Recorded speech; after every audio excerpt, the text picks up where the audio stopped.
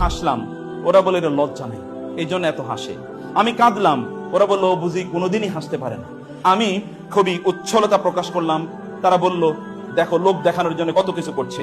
আমি একটু মন খারাপ করে বসে থাকলাম, তখন তারা বলল ওর আসলের অবস্থাটা এখন প্রকাশিত হয়ে গেছে, ও আসলে এরকম গোমরামুখী। আমি একটু ধৈর্য ধারণ করলাম, তখন এরা বলল লোকটা খুবই ভীরু কাপুরুষ, এই জন্য তার সাহসিকতা নাই। যদি তার সাহসিকতা থাকতো, শক্তি থাকতো, তাহলে সে রিয়েকশন করতে, কিছু কথা বলতো।